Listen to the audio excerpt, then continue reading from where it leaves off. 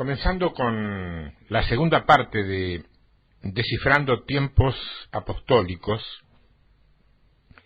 es necesario que entiendas que a muchos de nosotros ya no nos impresiona en demasía lo profundo que podamos predicar, o qué lindo es esto que extrajo ese hombre o esa mujer. Y no nos impresiona por una sencilla razón. Entre esta clase de ministerios, eso casi que debe ser considerado como algo normal. Lo llamativo en todo caso sería que no ocurriese. Somos, en más o en menos, ministerios de revelación. No estamos jugando a las iglesias. Lo que sí impresiona y nos impresiona, y también realmente nos impacta, es cuando la gente lo recibe de la manera correcta, y con el correr de los meses vamos viendo que esa gente produce cambios importantes en sus vidas. Ese es un nivel claro de transformación que Dios está trayendo a nuestro medio. A eso es que yo le quisiera llamar la reforma. No a un mover que cambia antiguos bancos por modernas y mullidas butacas, o viejos púlpitos de madera de cedro lustrado por otros más modernos de cristal o acrílicos. Tampoco a un mover que cambia y dinamiza el estilo del mensaje. Porque decir reforma es hablar de un mover que modifica nuestros conceptos respecto a cómo se vive la vida sobre la tierra. Y hasta que no nos caiga la ficha precisa de eso, no habrá próxima fase. No podés jugar en tu video la pantalla 8 si todavía no pudiste superar la número 7. Para eso deberíamos volver a hablar del remanente, porque anda mucha gente por allí hablando de remanente, pero dando a entender que se trata de una especie de residuo de algo, y no lo es. No lo es, porque remanente es una calidad de existencia, no una cantidad, una calidad. Dije claramente la palabra que leímos en la primera entrega, dice claramente la palabra que leímos en la primera entrega, que será el Señor quien visitará su iglesia. Sin embargo, déjame decirte que yo creo que ya lo hizo. Porque así como nosotros estamos en Él, creo fervientemente que Él también está en nosotros. Por eso, reitero, no se trata de un mover donde vienen varios ministros de visita y nos introducen en algo que nunca habíamos hecho antes. Es un nuevo concepto que nos permite aceptar cosas que antes no aceptábamos. Así es que Dios puede moverse con frescura entre nosotros, porque ahora ya no está lidiando, batallando con nuestros viejos conceptos que antes no se lo permitían. Eso es un mover de Dios en nosotros, un mover de Dios en nosotros. No es una actividad eclesiástica especial, un mover. Es un mover de Dios en nuestra vida. Dios no solamente viene para hacer cambios profundos, transformaciones internas. Viene también para tratar con nuestro entendimiento presente, con nuestras expresiones de la vida y llevarnos a un próximo nivel, o concretamente, si vos querés, al próximo nivel.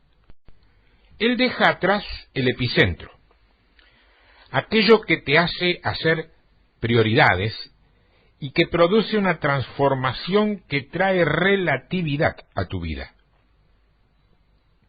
Ustedes conocen la palabra pacat, porque yo la he enseñado en otros trabajos. Pacat, así como suena, P-A-Q, Q de queso, A-D de dedo, pacat. Es muy importante porque creo que entendieron ese principio en el momento en que lo enseñé. Ahora bien, una de las cualidades que produce el caballo de honor del cual hablábamos en la entrega anterior, es algo que Dios quiere darnos sin ninguna duda, y que se llama coraje. No sé si debo decir coraje, o mejor valentía, o quizás denuedo, o tal vez osadía. De todos modos, coraje. No es igual en todas las naciones, idiomas y culturas la interpretación de coraje. Pero en Argentina es como estar enojado con una deficiencia propia y salir resuelto a enmendarla y a cambiarla por una victoria con excelencia, pese a cualquiera sea la circunstancia externa y o opuesta. Hay algunas armas que vienen en contra de nosotros, para que lo que Dios quiere que nosotros tengamos no suceda. En este caso específico y puntual, la osadía que es necesaria para vivir en estos tiempos presentes. El coraje. El coraje. Coraje no significa que vos no pensés las cosas ni las evalúes con tu inteligencia nata.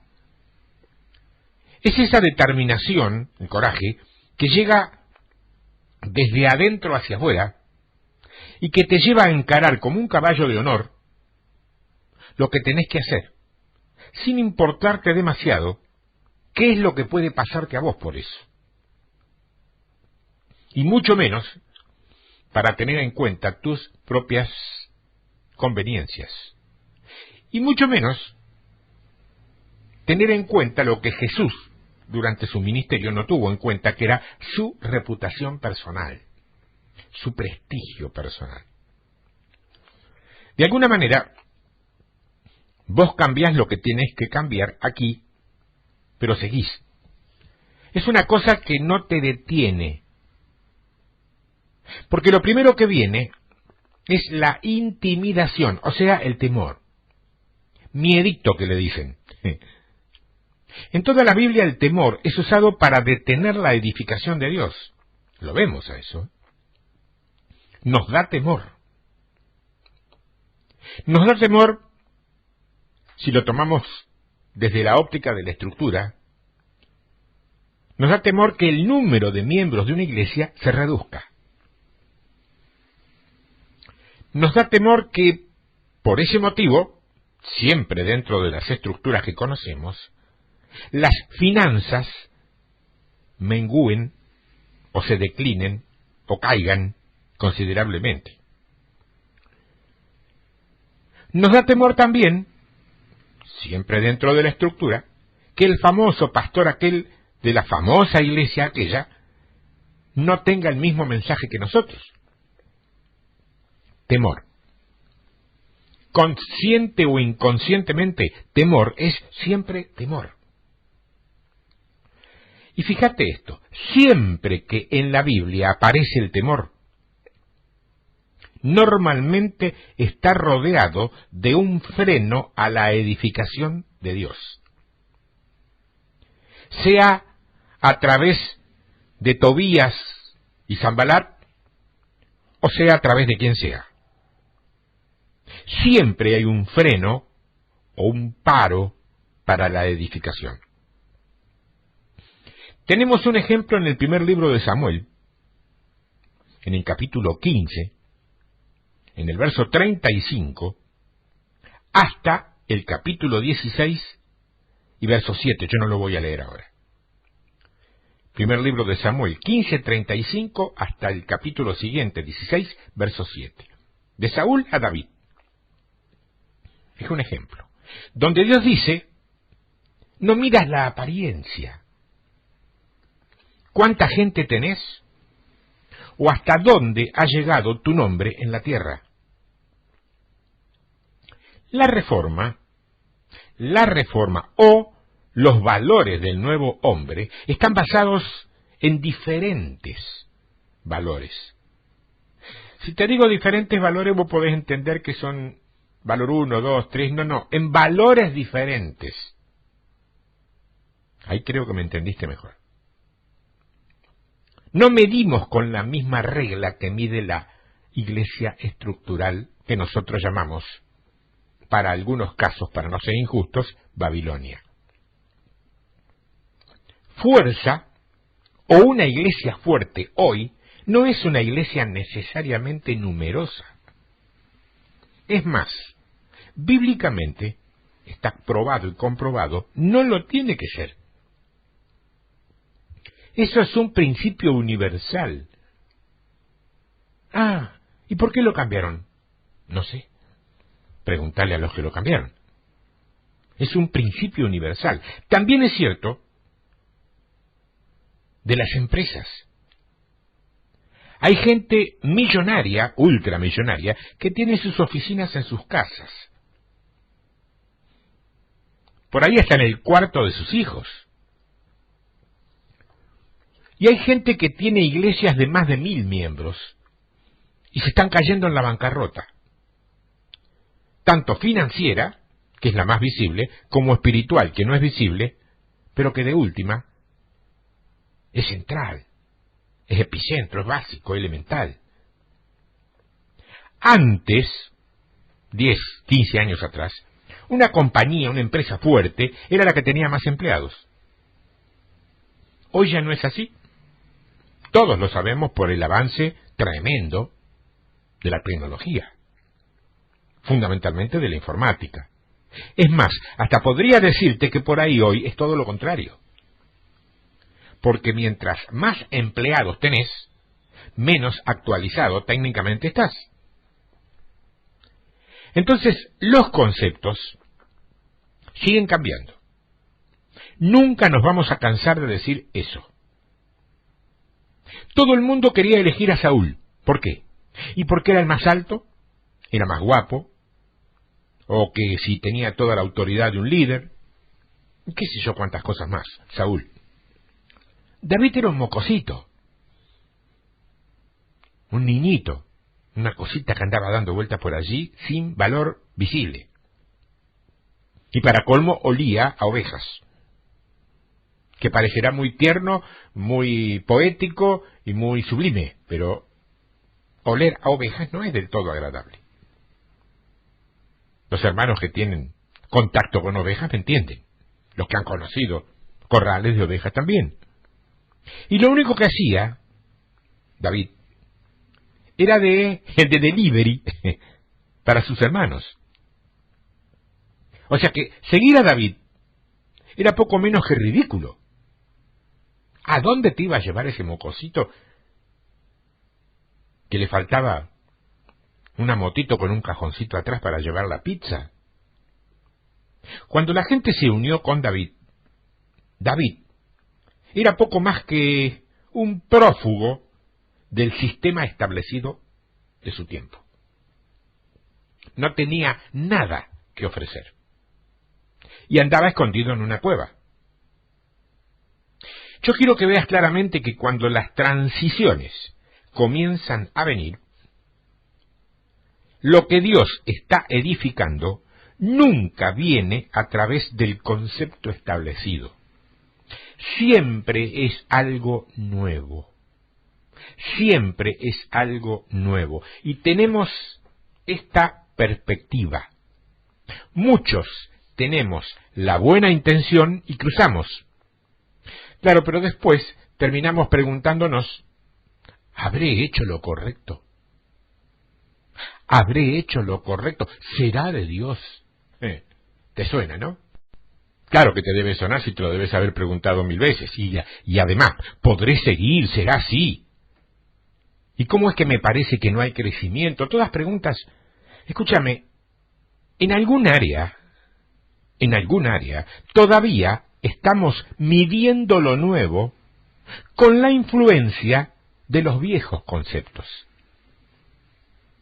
De esa manera te puedo asegurar que no podremos ver lo que Dios está haciendo en el día de hoy. En la Reforma, los valores son diferentes. Tenemos un ejemplo en el primer libro de las Crónicas, en el capítulo 12, en los primeros 2 versos, donde la gente se unía a David mientras que él era aún un fugitivo. Yo pregunto y te pregunto a vos, en esta época, en este siglo XXI, hoy, ¿a quién se le podría ocurrir unirse a alguien que andaba fugitivo de la justicia? Y la palabra nos dice que los que se unían a David eran capitanes de 100 y capitanes de 50. O sea que era gente que tenía poder, que podía valerse por sí misma y que no necesitaba nada de nadie, pero que entendían cuál era el propósito de Dios con la vida de David. ¿Queréis otro ejemplo? Tenemos otro ejemplo en la vida de estas chicas, Ruth y Noemí. Noemí y Ruth. Dice, tu Dios será mi Dios, tu pueblo será mi pueblo, y yo seré enterrada donde tú seas enterrada. Y que Dios me trate severamente si algo nos separa, que no sea la muerte. Noemí no tenía nada que ofrecerle a Ruth. ¿Cómo es que ella va a entrar en una alianza más allá de lo que la ley exige cuando Noemí no tenía nada que ofrecerle? Pero claro, Noemí era el eslabón de voz que le dio todo a Ruth. Ustedes conocen la historia. ¿Cómo podía ella saber eso? Porque a veces andamos buscando algo y no es allí. No es allí. Estamos buscando algo que es correcto en el lugar incorrecto. Ella se une a algo que parece que fuera rumbo al fracaso. Tiene que ser que esta gente vio valores espirituales conectados con esa otra gente que podían desarrollar destino en ellos. Algo vio Ruth en Noemí que la hizo pensar que ella podía darle algo que la desarrolle hacia donde ella tenía que llegar. Algo vio ella. No eran sus influencias naturales, No eran sus influencias naturales por una simple razón. No tenía ninguna. No era algo que ella tenía que podía mejorar el ministerio de Ruth. Ella no tenía nada. Sin embargo, algo vio ella en las cualidades de Noemí que dijo, si me pego aquí, voy a llegar a donde tengo que ir. Y así fue. Y así sigue siendo, Yo no sé por qué vos estás allí, pero supongo, me imagino, discierno, creo, me parece que debes estar por las mismas razones por las cuales en algún momento de mi vida yo me pegué a la gente que me pegué. o que me adherí, o que me acerqué. En algunos casos, en la mayoría, jamás llegué ni siquiera a conocerlos, ni a tratarlos, pero se transformaron en puntos de referencia por lo que salía de sus labios. A lo mejor te suena conocido. A lo mejor te suena conocido. Entonces, pasó con Ruth y Noemí. Es más, por el hecho de su unidad, de alguna manera estaban invitando peligro a sus vidas. Porque imagínate que salís a contar esto, vos que todavía estás congregándote en una iglesia importante, esto que vos escuchás y que hace un impacto en tu corazón porque sabés, eso es certeza, que esto es así, lo querés compartir y lo primero que haces vas y se los contás a los hermanos de tu iglesia. Te pones la cabeza en el cadalso para que solamente manden al hombre del hacha a cortártela. Esto es así. Cuando se pegaron a David, aquellos muchachos, siendo David fugitivo, también estaban invitando problemas a sus vidas. Cuando se pegaron con Noemí, que volvía a su ciudad, donde no podía ser aceptada porque venía con una que no era cristiana, y que hasta la 10ª generación iban a ser malditos, estaba invitando legalmente problemas en su vida.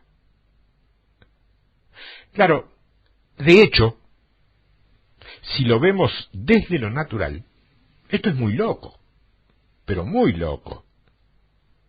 ¿Cómo se te ocurre? Si vos haces eso, vas a tener que atenerte a las consecuencias. Y así piensan hoy también. La naturaleza de su unidad era un compromiso puro, más allá de aquello que se veía en lo natural. ¿David o Noemí? Los dos, ambos, llegaron a la plenitud de su expresión. En el capítulo 16 de la carta a los Romanos, y en el verso 3, Pablo dice, Romanos 16:3, saludad a Priscila y a Aquila, mis colaboradores en Cristo Jesús, que expusieron su vida por mí. A los cuales no solo yo doy gracias, sino también todas las iglesias de los gentiles. Fíjate que esta gente no solamente daba clases bíblicas los días martes, expusieron su vida. En inglés, en la traducción, digamos, en inglés, dice que arriesgaron sus cuellos. Muy inglés eso. Y todo por alguien que estaba perseguido por la iglesia. Cada vez que Dios hace las cosas, yo quiero que vos veas el ambiente en el cual te encontrás. A veces nos sentimos perseguidos y nos agarra como una paranoia, ¿ves? Es como que vas caminando por la calle y mirás para todos los costados a ver quién te sigue. A veces nos sentimos el remanente. A veces nos sentimos benditos. Yo quiero que vos abras los ojos y veas que todo lo que Dios hizo, lo hizo así. Para que entonces, luego, puedas tener un concepto diferente y que aquello que Dios colocó en vos para este tiempo florezca. Todo lo que Dios colocó para vos en este tiempo florezca. Si no, no tiene sentido. Quiero leerte algo en el libro de Deuteronomio. El libro de Deuteronomio, capítulo 11. Como ves, te doy tiempo para que lo busques. Como se decía en las congregaciones, si no tenés una Biblia, acércate a un cristiano. Deuteronomio 11, partiendo desde el verso 2.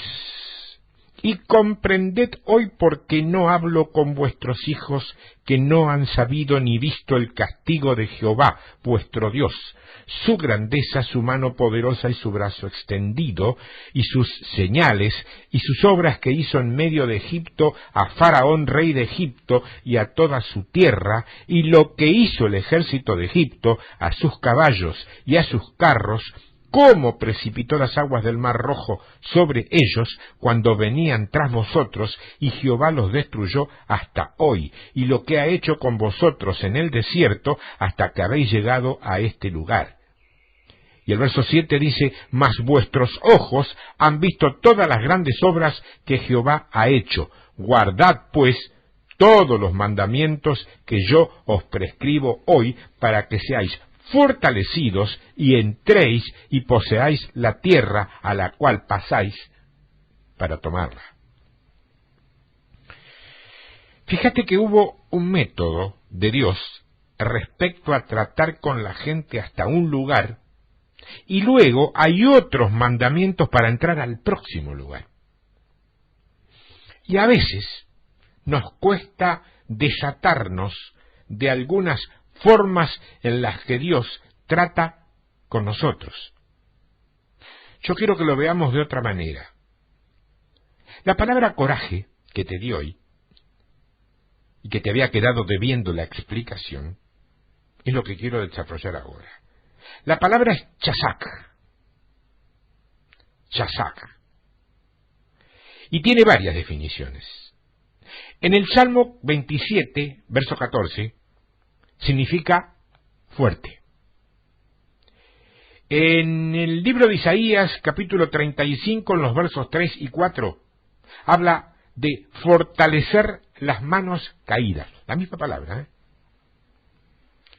En el libro de Éxodo, capítulo 9 y verso 12, dice que endureció el corazón de Faraón. O sea, endurecer es chazak.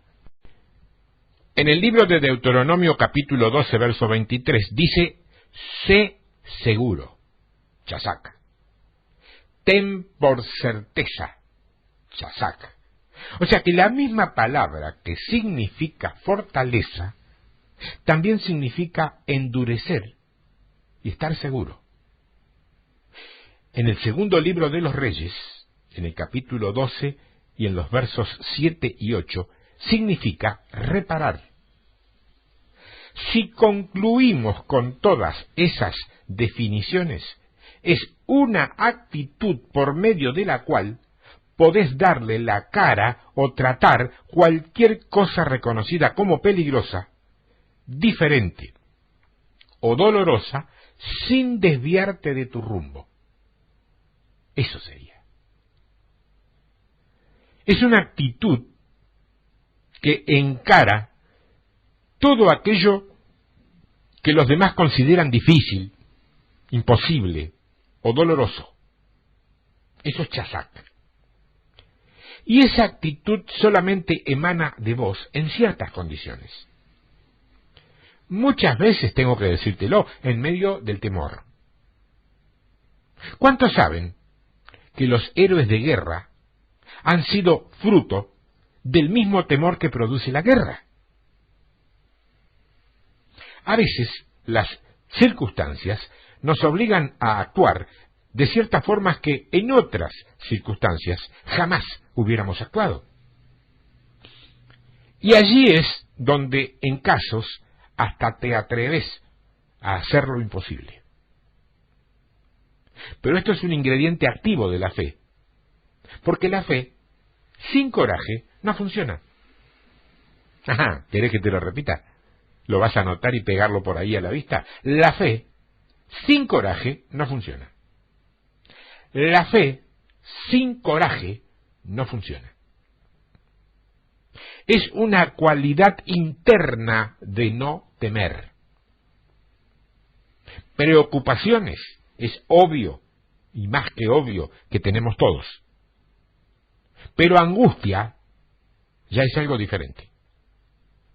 Ahora bien, la razón por la cual el coraje es necesario es porque en nuestras vidas siempre habrá oposición, Habrá quizás, no quiero atarlo esto, pero lo quiero describir para que lo sepas. Es una advertencia, no una palabra profética. No quiero atar esto que digo, no quiero que se produzca, pero quiero advertirte que puede producirse. Oposición, inestabilidades de distinto calibre, persecuciones, calumnias, acusaciones, por ahí estrés, mucho estrés, y también aflicción. Todo esto lo promete la palabra en Mateo 24. Cuando estamos transicionando, vendrán tiempos difíciles y etcétera, etcétera, etcétera. Y esto no es porque justo te toca a vos, o porque estás en un ministerio, o porque tenemos un mensaje. Esto es en la tierra. Y mientras vos vivas en la tierra, esto es una realidad. Y lo digo porque ante el ataque, a veces pensamos que es por el mensaje o por el tipo de ministerio. No. No es ni por el mensaje ni por el tipo de ministerio. Esto es global. No tenés necesariamente que estar en la iglesia para sentir y sufrir las presiones que este mundo actual produce en la gente. Entonces esto es una calidad muy necesaria. Dice Mateo 13 que cuando venga la persecución por causa de la palabra, necesitas esto. Pero que te quede claro, persecución por causa de la palabra, no por irresponsabilidades tuyas. Tenemos que abandonar de nuestras mentes el concepto de que el cristianismo es una utopía de falsos paraísos y de una paz inexistente. Claro, el mundo cree incrédulo. No. Esto se cree en una gran parte de la iglesia, o de lo que llamamos la iglesia. Yo sé que por ahí hemos cantado cosas así, y hasta nos hemos sentido, ¿qué te digo?, espectacular. Cuando estamos muchos reunidos y juntos. Pero el cristianismo no es una novela color de rosa, yo no sé quién te la vendió así. El cristianismo sí nos trae ciertas convicciones que nos permiten vivir una vida mejor en la tierra, eso es cierto. Pero vivís en el mismo planeta. No te fuiste ni a Plutón, ni a Venus, ni a Marte, ni a Júpiter. Y no podemos vivir en negación. Yo puedo estar consciente y vencer en gobierno. Cristianismo no es algo descansado, relajado, donde no hay temor. No. Muy por el contrario, eso es común en todos los círculos eclesiásticos, tanto los de punta como los equivocados. Decime vos de la vida de María. En Lucas capítulo 1 versos 26 al 38. María, la mamá del niño llamado Jesús. ¿Qué posibilidades tenía María de que su llamado fuera maximizado? Era una virgen. Pero por favor, no, cuando yo digo virgen no pensé en la estatuita. Virgen de virginidad. Una señorita. En un pueblo religioso, donde los fariseos tenían el derecho a destrozarla a pedradas, a cascotazos, en la puerta de la ciudad, por encontrarse embarazada fuera del matrimonio. ¿Te das cuenta la velocidad de nuestros juicios a dónde nos puede llevar a eso? ¿Qué posibilidad tenía ella, María, de poder cumplir su propósito? Ninguna, pero lo cumplió. Dios no vino y le dijo que le iba a pedir permiso para hacer. No, le dijo, tendrás. No le dijo, ¿querés tener? No, tendrás. ¿Qué posibilidades tenía ella de que el marido, su propio marido, la aceptara? Estaba casada ya. ¿Qué posibilidades tenía ella de mantener esa simiente viva o de vivir una vida feliz cuando todo el mundo cuestionaba y le cuestionaba el nacimiento de su hijo? En un tiempo donde eso no se hacía. Nace Jesús en el Imperio Romano. Y entonces ahora yo te pregunto, ¿qué posibilidades tiene este niño, en pañales todavía, de que llegue a la cruz cuando todo el Imperio Romano lo anda buscando? Mataron a todos los niños de 2 años para abajo. Sácalo del contexto de la broma fácil o de la historieta de escuelita dominical del Día de los Santos Inocentes. Sácalo de allí. Mataron, asesinaron a todos los chiquitos de 2 años para abajo. ¿Qué posibilidades tenía él de llegar a su destino? Las mismas que vos tenés hoy. Ninguna. Las mismas que vos tenés hoy. Ninguna. Pero llegó. Como si declaramos y decretamos, vas a llegar vos también en el nombre de Jesús. Hasta el día de la muerte de Jesús, la idea de la oposición era matarlo. Pero nos libró. No corrigió ningún concepto para que vos te sintieras cómodo, y a gusto. No era importante eso. Señor, pero mi reputación... ¿Y la mía? No se trataba de lo externo, se trataba de algo más allá que Dios estaba obrando por nuestra obediencia. Jesús de Nazaret. ¿Qué puede salir de bueno de allí? Nada. Nada. No lo pusieron en la metrópoli. Nazaret. Para que no hubiera la economía que necesitaba. Para que no hubiera los medios de transporte. Lo hizo un bastardo. Lo escondió en la tierra del enemigo. Ese es tu Dios y mi Dios. Ya dije, conocer a Dios no es tener información acerca de un ser sobrenatural llamado Dios. Conocer a Dios es discernir los pensamientos de Dios. ¡Ah, wow! ¿A que no te atreves vos a ir a esconderte a la casa de tu enemigo, suponiendo que lo tengas? Un rato, para que no te encuentren. Te reprendo, Satanás. Era Dios. Vos reprendé a quien quieras, pero era Dios. Y todo esto a la obediencia de un hombre que aparece una sola vez en la Biblia, que tuvo un sueño. José. Sí, José. Para que todo el plan de Dios cuelgue en el sueño de un tal José. Más allá de lo que nosotros podemos percibir, Dios todavía está. ¿Qué posibilidades tenía si Herodes lo andaba buscando y tenía todo el poder para matarlo? ¿Qué tenía él? A ver, déjame ver. Él tenía, número 1, un diseño. Número 2, una habilidad. Número 3, un destino.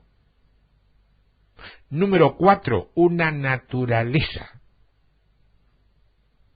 La de Jesús. La de Jesús, la naturaleza de Jesús, era el reino personificado. Era la vida del Padre expresada. Era el dominio de Dios encarnado. Y era el gobierno de Dios en forma visible. Los mismos 4 principios. Eso era lo único que él tenía. No tenía dominio sobre la política, no tenía dominio sobre las finanzas, no tenía dominio sobre ninguna de las autoridades de su tiempo, y ni siquiera pertenecía al mundo eclesiástico. Pero cedió a los trabajos del Padre en su espíritu y en contra del desafío, y lo logró. Después, él mismo dice que va a construir una iglesia y se va. Entonces le dicen, no te vayas. ¿No era que ibas a edificar? No, no. Ahí te dejo a los muchachos a cargo de todo. Claro, esto parecería haber pasado en el centro de la ciudad de Buenos Aires, por el idioma. Bueno, el canal utilizado para que vos te enteres de esto es argentino. Sabelo disculpar y disimular. Ahora, los muchachos. ¿Quiénes eran los muchachos? Los 12 discípulos.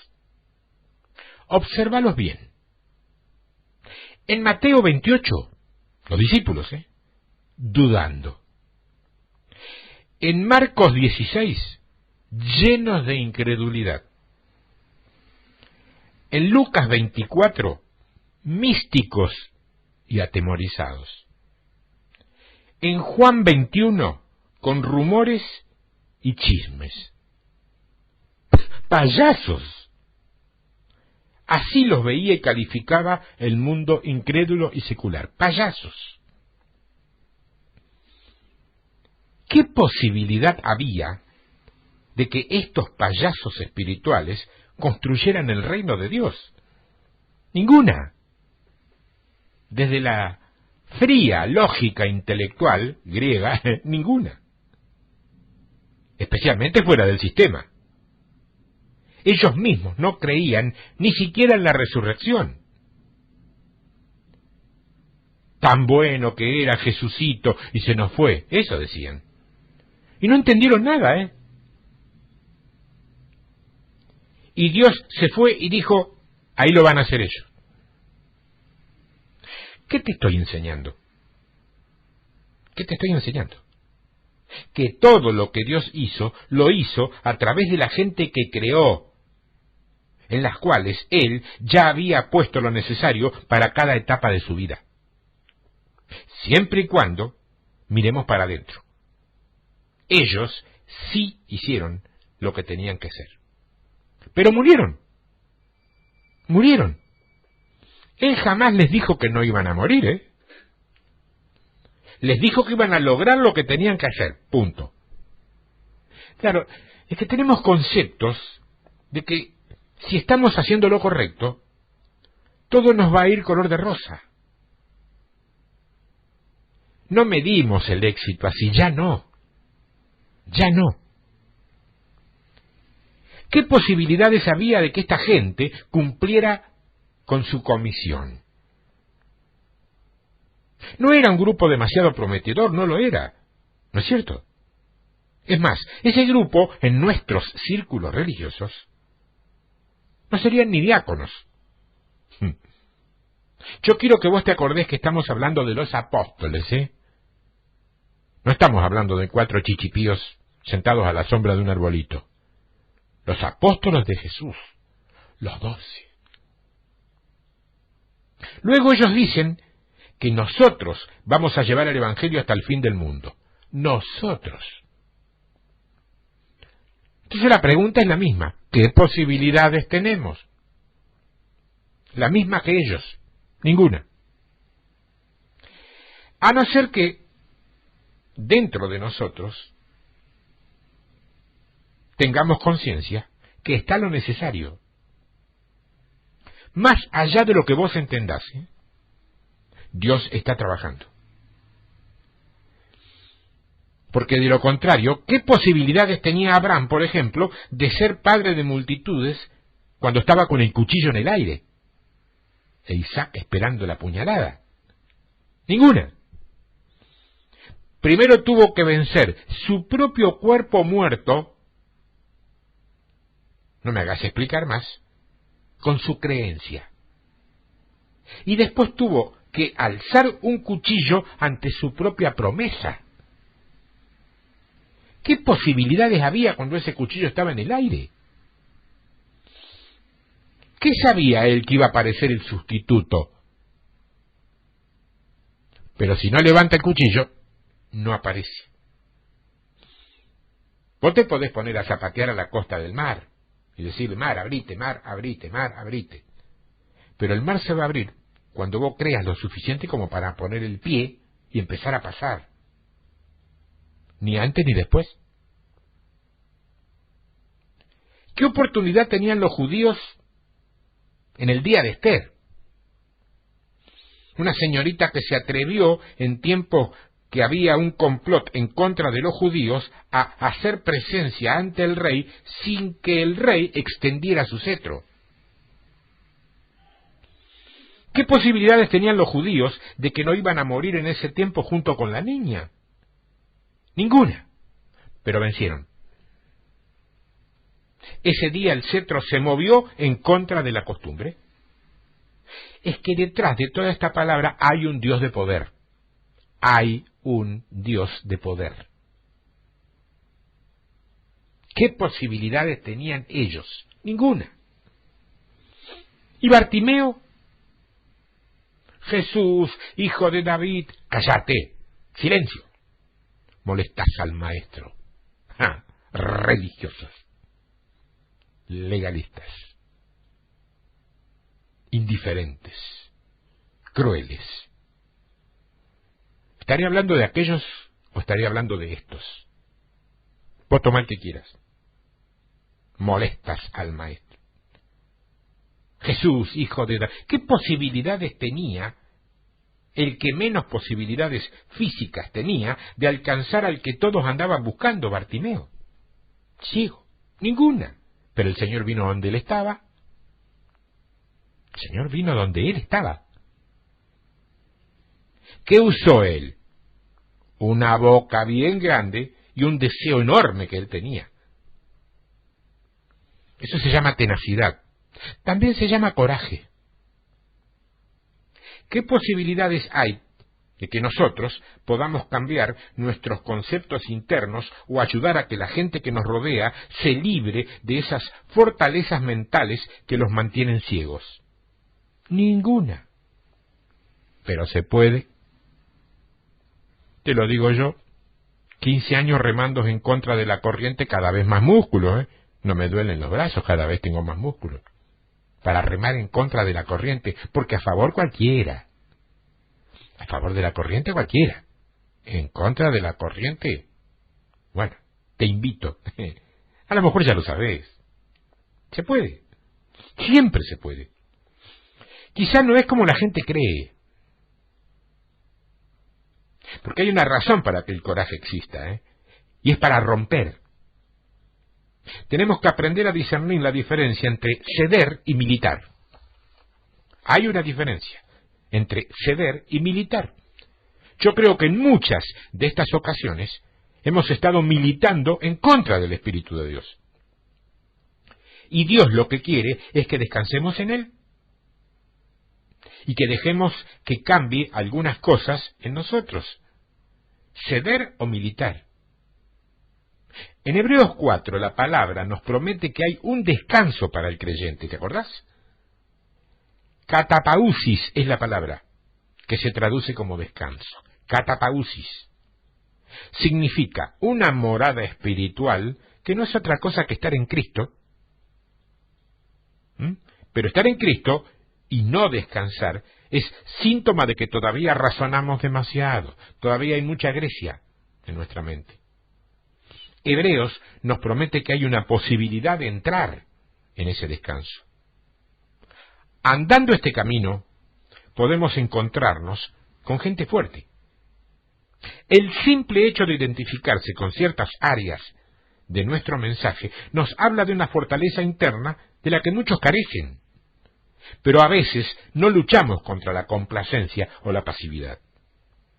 A veces no luchamos contra el temor en cosas que en apariencia nos son pasivas, pero que terminan siendo muy activas en contra del propósito de tu destino.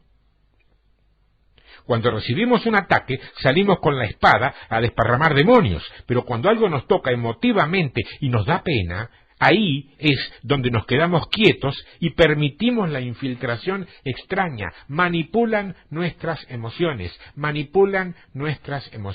¿Quiénes? Los demonios, las huestes, sí, pero son espirituales y no se ven y necesitan un cuerpo para manifestarse. Vos ponle nombre y apellido al cuerpo que quieras. Vos ponele el nombre y apellido que quieras a ese cuerpo. Eso, quiero que me entiendas, nos atasca y obstaculiza mucho más que cualquier clase de oposición humana religiosa o la complacencia. Es que ya llegamos hasta aquí, así que está todo bien. Entendé bien esto. No hay una verdadera paz fuera de una guerra. Se necesita una guerra para acceder a una paz. Porque acceder a paz es el resultado de haber resuelto un conflicto, a cualquier precio. Pasividad no es paz. Pasividad en todo caso es el resultado de ignorancia, temor y timidez. No podemos ser pasivos mientras estamos encarando a gente con expectativas a futuro que son falsas. Hoy hay un espíritu cultural en la Iglesia que no es Dios. Fundamentos doctrinales que son de error, o confusiones babilónicas en nuestras propias mentes. Tenemos que salir de allí. Acompáñame a Lucas capítulo 1. Evangelio de Lucas capítulo 1. Versos 16 y 17. Lucas 1. Y hará que muchos de los hijos de Israel se conviertan al Señor de ellos, e irá delante de él con el espíritu y el poder de Elías para hacer volver los corazones de los padres a los hijos y de los rebeldes a la prudencia de los justos, para preparar al Señor un pueblo bien dispuesto. Recuerden que Juan el Bautista representa a la Reforma, que nos trae el viejo Aión, del viejo Aión al nuevo Aión, o al tiempo presente, si vos querés. Y dice que eso funciona en el espíritu y el poder de Elías, el cual se encuentra en el primer libro de los Reyes, capítulo 18. Dice que Elías vuelve el corazón de la nación a Dios cuando confronta a 450 profetas de Baal. 450 profetas satánicos. 450 miembros dilectos del ocultismo de más alto rango. Ustedes conocen la historia. Eso es Elías. Ese es el espíritu de Elías. Y esta es la tecnología por medio de la cual la Reforma se extiende en nuestras mentes. Debemos confrontar todo lo que es una falsificación de la verdad o del propósito, no a fulanito o a menganito porque no nos gusta la cara. Los nombres y los apellidos dejarlo a un costado, porque a ellos también los quiere salvar el Señor. Y si un día se arrepienten, piden perdón, son perdonados y redimidos, y les vas a tener que ir a pedir perdón vos por haberlos calumniado antes. Así que olvídate de los nombres y apellidos. Debemos confrontar con falsificaciones de la verdad o del propósito de Dios. Punto. Y notá que en Lucas capítulo 1, versos 16 y 17, nos dice que la preparación del pueblo consiste en cambiar conceptos.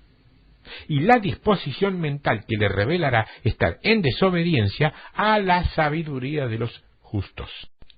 En otras palabras, la sabiduría nunca está con lo masivo, con lo popular o con las grandes mayorías. Escúchame bien esto, Esto es ilustrado claramente en la historia de Elías, 450 profetas contra uno. Todos estaban mal. Todos estaban mal. Uno. Muchas veces debemos caminar por encima de la opinión común para poder entrar en la verdadera mentalidad del Espíritu en cualquier circunstancia. ¿Te acordás? Tú eres el Cristo, el Hijo del Dios viviente. Pedro se tuvo que elevar por encima de ¿quién dicen los hombres que el Hijo del Hombre es? Profeta. No. Que se olviden los hombres, tú eres el Cristo, Pedro. Nunca se había atrevido a decir una cosa así, Pedro. Especialmente sin escuela y que no provenía del sistema. Entonces se eleva por encima de la opinión común y dice, tú eres el Cristo, el Hijo del Dios viviente. sobre ese tipo de pensamiento, sobre ese tipo de actitud y sobre ese tipo de revelaciones que yo construyo la iglesia, dice el Señor. No sobre la opinión común y mayoritaria, nada que ver. Ese es invento de hombre para justificar estatus de hombres. ¿Se entiende, no? Se entiende. Ahora, acordate, la iglesia o la iglesia. No estamos hablando de organizaciones, estamos hablando de ser en Cristo. Entrar en la verdadera mentalidad del Espíritu en cualquier circunstancia. Estar listo relativo a la operación de sabiduría en nuestro camino en la tierra. De manera que la sabiduría se revela cada día en nuestra vida, en cómo operamos. 450 profetas, todos tenían un concepto. Elías lo vio diferente. El segundo punto que yo veo en el poder de Elías es el poder de Dios presente. En el primer libro de los Reyes, capítulo 18, verso 36, dice, cuando llegó la hora de ofrecerse el holocausto, se acercó el profeta Elías y dijo, Jehová, Dios de Abraham, de Isaac y de Israel, sea hoy manifiesto que tú eres el Dios de Israel y que yo soy tu siervo y que por mandato tuyo he hecho todas estas cosas. En primer lugar, Dios no le dijo que hiciera nada. Búscalo, no está allí. Dios no le dijo que hiciera esto o aquello, o que se atreviera que él iba a estar con él. No, no, no. El celo de este hombre se levanta cuando ve que algo está equivocado y comienza a representar a Dios en una situación. ¿En mi situación también? Sí, en tu situación también. ¿Y en la tuya? También. Y en la tuya, y en la tuya, y en la... Dios. Tú eres el Dios de Abraham, de Isaac y de Israel, pero ahora yo soy tu siervo y te represento. Y no estoy hablando de Elías, estoy hablando de vos. Puntualmente de vos, que hoy me estás escuchando por pura casualidad, o porque no tenías otra cosa mejor que hacer. Vos. Este reformador no está contento esperando que venga un avivamiento futuro, sino que pone una demanda en Dios y en el pueblo en el día en que vive. Y exige que se manifiesten las cosas ahora. Él quiere que el pueblo se dé cuenta que Dios está vivo y es real hoy. Esto habla fuertemente de la cercanía de Dios en nuestra vida diaria.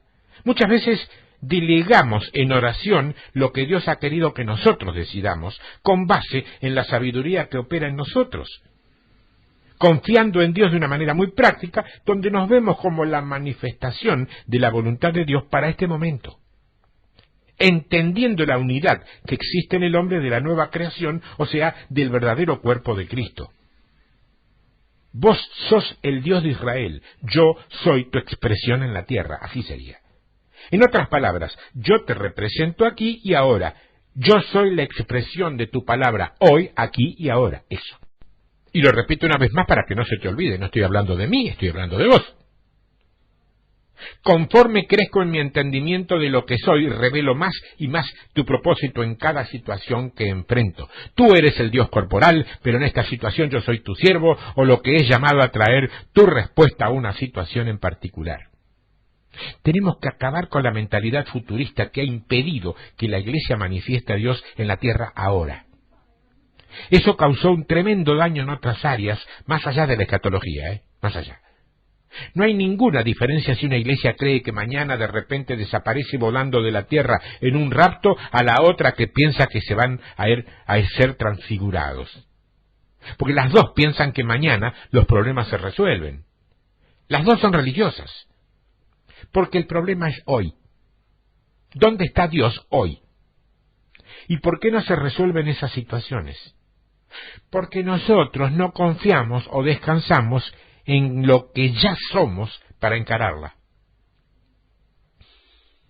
Otro punto del poder de Elías es el arrepentimiento que da frutos. En Lucas capítulo 3, verso 8 dice, haced pues frutos dignos de arrepentimiento y no comencéis a decir dentro de vosotros mismos, tenemos a Abraham por padre, porque yo os digo que Dios puede levantar hijos a Abraham aún desde las piedras. Y en el verso 10 de Lucas 3 dice, y la gente le preguntaba diciendo, entonces, ¿qué haremos? Y respondiendo les dijo, el que tiene 2 túnicas, dé al que no tiene, y el que tiene que comer, haga lo mismo. Y vinieron también unos publicanos para ser bautizados y le dijeron, Maestro, ¿qué haremos? Y él les dijo, no exijáis más de lo que os está ordenado. También le preguntaron unos soldados diciendo, yo quiero que vos notés que él está mencionando a todos los niveles sociales aquí.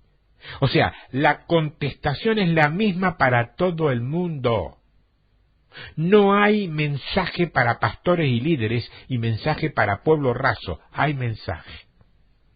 Y la revelación llega al corazón del que tiene el Espíritu Santo de Dios morando, planificando su vida, y le abre el entendimiento con la luz que emana del Espíritu y entiende. Y puede entender el ujier, por dar un cargo quizá de menos valía dentro de la iglesia estructural, y no terminar de entender el apóstol que está de visita. Soy malo. Sí, es así. La contestación es la misma para todo el mundo. Él enseñaba así, soldados publicanos. Y termina diciendo el verso 14, y nosotros, ¿qué haremos? Y les dijo, no hagáis extorsión a nadie, ni calumniéis, ni contentaos con vuestro salario. Mira vos, ¿no era sindicalista Jesús? ¿No lo toman como un líder de las conquistas sociales algunos sectores ideológicos? Che, lean la Biblia entera, no me lean un pedacito y salgan a hacer política con un pedacito de Biblia. Ojo, tampoco salgas a hacer un mensaje de predicación con un pedacito de Biblia. La Biblia es un contexto. Juan insiste en que la fe invada y reforme sus estilos de vida y sus valores, y les mandaba que ellos empezaran a demostrar en sus actividades y con sus actitudes a dónde es que estaba su corazón. Eso es exacto y puntualmente lo que hoy se nos está demandando igualmente a todos nosotros, sin diferencias, repito, entre líderes o no líderes, porque esa diferencia solamente es de hombres. Dios les responde a todas las clases sociales por igual, porque de otro modo no sería Dios, sería religión. Y ya sabemos mucho de eso, y ya también habemos muchos que hemos conocido la verdad, o por lo menos una parte de la verdad.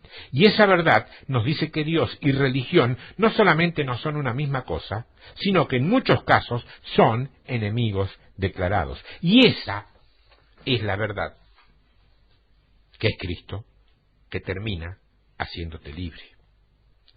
Esa es. Descifrando tiempos apostólicos.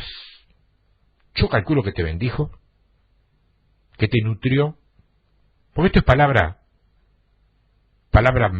¿qué te digo? Palabra masiva del Señor. Acá hubo muy poco mío, Más vale que no me tengo que meter en donde no me llaman.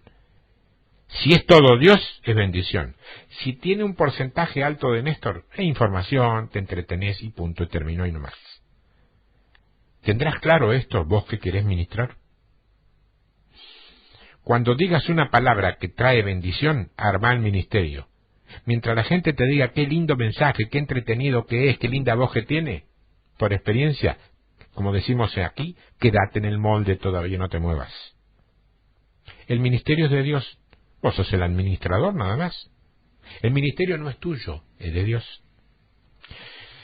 Descifrando tiempos apostólicos parte 2, tiempodevictoria@hotmail.com, un correo, tiempodevictoria@yahoo.com.ar, el otro correo. Consultas, comentarios. Es mi oración, ha sido, que esto haya sido no solamente de bendición, sino de maduración y crecimiento para tu vida. Y que Dios te dé toda la fortaleza y todo el coraje para ponerlo por obra, que es lo que vale. Ponerlo por obra. Dios te bendiga. Hasta la próxima semana, si Dios quiere.